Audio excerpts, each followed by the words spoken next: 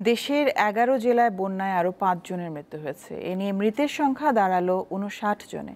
সর্বোচ্চ ২৩ জন মারা গেছে ফেনীতে। পানি নামতে থাকায় সার্বিক বন্যা পরিস্থিতির উন্নতি হচ্ছে, তবে দুর্গম এলাকায় এখনও ত্রাণ না পৌঁছানোয় সংকটে আছেন ওই সব জায়গার বাসিন্দারা। লক্ষ্মীপুরে বন্যার চিত্র তুলে ধরছেন আসিফ জামান।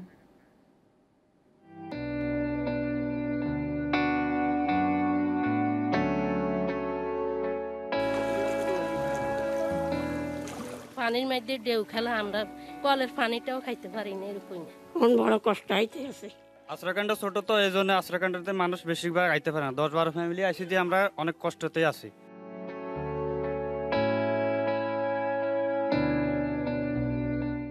লক্ষ্মীপুর সদরের অলিপুর গ্রামে রয়েছি। এটি সদর থেকে খুব বেশি দূরে এমনটি বলা যাবে না। রাস্তাঘাট তলিয়ে যাওয়ার কারণে এখানে নৌকাই আসলে একমাত্র যান, কিন্তু সেটিও খুব অপ্রতুল। লক্ষ্মীপুর আবিরখিল গ্রামের সালমা আক্তার, তিনি বেঁচে থাকার শেষ চেষ্টাটুকু করে যাচ্ছেন তার নিজ ঘরে থেকেই।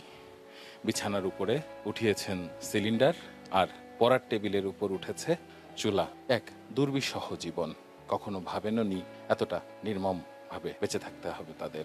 আশ্রয়কেন্দ্রে গেছি, ওখানে থাকার মতো কোনো পরিবেশ নেই, থাকার জায়গাও নেই, এই কারণে বাসাতে আছে আর কি।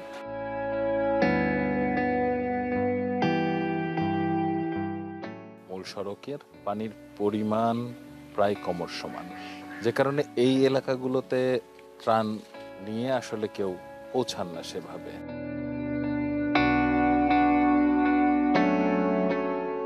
এখানে দুটি স্কুলে আশ্রয় কেন্দ্র খোলা হয়েছে এই গ্রামের পার্শ্ববর্তী স্থানে, কিন্তু সেটিতে জায়গা সংকুলন এতটাই অপ্রতুল যে আসলে সবার আশ্রয় দেওয়া সম্ভব না। এই এলাকাগুলোতে ত্রাণ পর্যাপ্ত আসে না।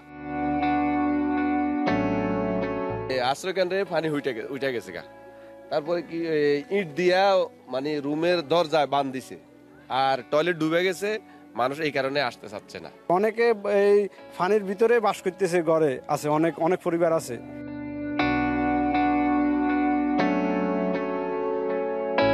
বন্যার পানিতেই চলছে নিত্যদিনের কাজ কারবার। ঘর সমান পানি, তাই সেখানেই নিত্য প্রয়োজনীয় যে জিনিসগুলো আছে সেগুলো ধোয়ার কাজ এখানেই হচ্ছে। বিশুদ্ধ খাবার পানির সংকট রয়েছে, সেটির সংস্থান করতে যেতে হচ্ছে বেশ দূরে। লক্ষ্মীপুরে ১৮৫টি স্থায়ী আশ্রয় কেন্দ্রের বাইরে সকল বিদ্যালয়কেই এখন আশ্রয় কেন্দ্র হিসাবে বিবেচনা করা হচ্ছে। সেখানে যে পরিমাণ মানুষ আশ্রয় নিয়েছেন, তবে তার চেয়ে বেশি মানুষ রয়েছেন এখনো পানিবন্দী নিজ গৃহে। সবাই বলছেন যে এই জেলার বাসিন্দা ৮ লাখের উপরে, তবে আশ্রয় কেন্দ্রে আশ্রয় পাবেন মাত্র ২ লাখ মানুষ।